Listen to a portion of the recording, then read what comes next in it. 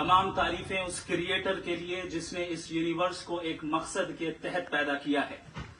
Respected जनाब जावेद अख्तर साहब, mister Saurabh Dwivedi और respected audience, thank you all for being here today. आज की डिबेट में चूंकि हम बात करने वाले हैं डज गॉड एग्जिस्ट के टॉपिक पर, तो ये एक ऐसा टॉपिक है जिसके मुताल्लिक कोई भी डिसीजन लेने के लिए अलग अलग स्टैंडर्ड्स हो सकते हैं। लिहाजा डिबेट के शुरू में ये जरूरी है कि हम ये जान लें कि आज के इस टॉपिक में कौन सा स्टैंडर्ड सही होगा और कौन सा गलत होगा।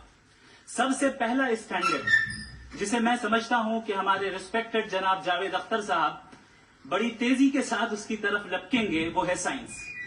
जबकि साइंस दर हकीकत खुदा के एग्जिस्टेंस को डायरेक्टली साबित करने या उसके एग्जिस्टेंस को डिनाई करने के लिए स्टैंडर्ड नहीं बन सकती। और उसकी वजह क्या है, ये मैं नहीं कह रहा, ये वो लोग कह रहे हैं जो साइंस के एक्सपर्ट्स हैं। नेशनल एकेडमी ऑफ साइंस कहती है science doesn't have the processes to prove और disprove the existence of God. Why? क्योंकि साइंस का ताल्लुक एम्पेरिकल एविडेंस से है और एम्पेरिकल एविडेंसेस का ताल्लुक हमारे नेचुरल और फिजिकल वर्ल्ड से है, जबकि गॉड नॉन फिजिकल और सुपर नेचुरल रियलिटी है। लिहाजा नॉन फिजिकल रियलिटी को आप उस टूल के साथ नहीं चेक कर सकते जिसका काम फिजिकल रियलिटी को तलाश करना है। लिहाजा आज इस डिबेट में गॉड की एग्जिस्टेंस को साबित करने या उसे डिनाई करने में साइंटिफिक एविडेंस को एक्सेप्ट नहीं किया जाएगा। दूसरा स्टैंडर्ड हो सकता है रेविलेशन, कि रेविलेशन के जरिए हम ये साबित करें कि गॉड एग्जिस्ट करता है या नहीं। लेकिन ये स्टैंडर्ड भी आज इररेलेवेंट है। क्यों? क्योंकि रेविलेशन मेरे नजदीक सोर्स ऑफ नॉलेज है, वैलिड सोर्स ऑफ नॉलेज है, लेकिन हमारे जावेद अख्तर साहब के नजदीक ये वैलिड सोर्स ऑफ नॉलेज नहीं है।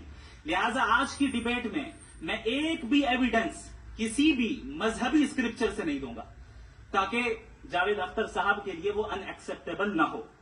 तीसरा जो मेयार हो सकता है वो है ऑब्जर्वेशन, कि भाई कोई कहे कि हमें खुदा दिखाओ, अगर है तो दिखाओ, या ये कि खुदा के एग्जिस्टेंस पर एम्पेरिकल एविडेंस दो, तो ये है दर हकीकत गलत टूल का इस्तेमाल करना। ये ऐसा ही है कि जावेद साहब मुझसे ये मुतालबा करें कि मुफ्ती साहब आप मेटल डिटेक्टर के जरिए प्लास्टिक डिटेक्ट करके दिखाएं। अब चूंकि प्लास्टिक डिटेक्ट नहीं हो पा रही है लिहाजा plastic does not exist. No, you are using the wrong tool. इस टूल से प्लास्टिक को डिटेक्ट नहीं किया जाता। लिहाजा मैं समझता हूं कि गॉड के एग्जिस्टेंस पर एम्पेरिकल एविडेंस का मुतालबा करना एक बचकाना मुतालबा है और हमारे रिस्पेक्टेड जनाब जावेद अख्तर साहब इस स्टेज से अब बहुत आगे निकल चुके हैं। अब बचता है एक ही स्टैंडर्ड और वो स्टैंडर्ड है अक्ल, लॉजिक, रीजनिंग। और यही वो स्टैंडर्ड है जिसके तहत गॉड की एग्जिस्टेंस को साबित किया जाएगा या गॉड की एग्जिस्टेंस को डिनाई किया जाएगा। लेकिन चूंकि ये बहुत इंपॉर्टेंट और सेंसिटिव टॉपिक है, इसलिए लॉजिकल आर्ग्यूमेंट भी ऐसा होना चाहिए जो डेफिनेटिव हो, इनडेफिनेटिव ना हो, जो 2 और 2 4 की तरह बिल्कुल वाजे हो, जिसे लॉजिकली रिजेक्ट करना पॉसिबल नहीं हो।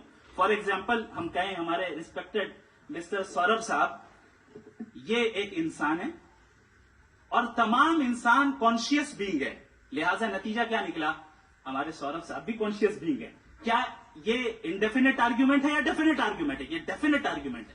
ये 2 और 2 की तरह वाजे है, इसमें किसी तरह जो है लॉजिकली इसको रिजेक्ट नहीं किया जा सकता। तो अगर आज हमारे जावेद अख्तर साहब ऐसी कोई अकली दलील और लॉजिकल एविडेंस दें खुदा के ना होने पर जो डेफिनेट भी हो, तो मैं ये ऐलान करता हूं कि यकीनन मैं उस एविडेंस को कबूल करूंगा और उस पर गौर करूंगा।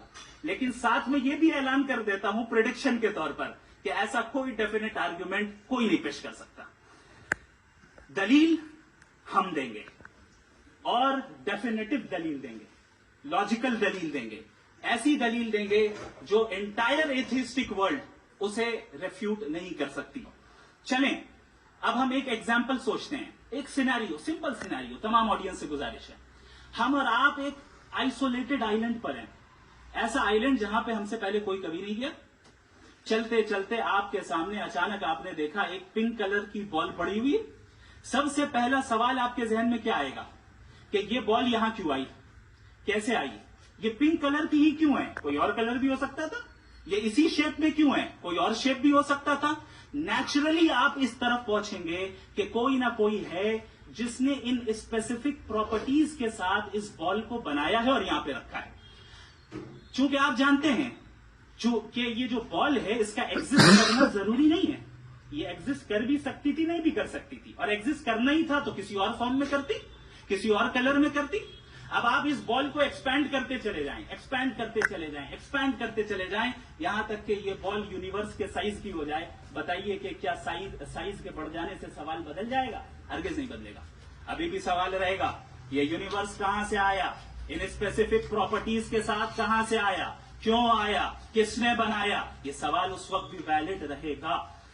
लेकिन ये सवाल अगर हम जनाब जावेद अख्तर साहब से करें तो चूंकि इनका वर्ल्ड व्यू एथिस्टिक है, और सिर्फ इनका नहीं, मतलब जितने भी एथिस्ट हैं और एथिस्टिक वर्ल्ड व्यू को रखने वाले से अगर आप ये सवाल करें कि ये यूनिवर्स कहां से आया, तो इनका जवाब या तो आर्ग्यूमेंट फ्रॉम इग्नोरेंस होगा या डॉगमेटिक होगा।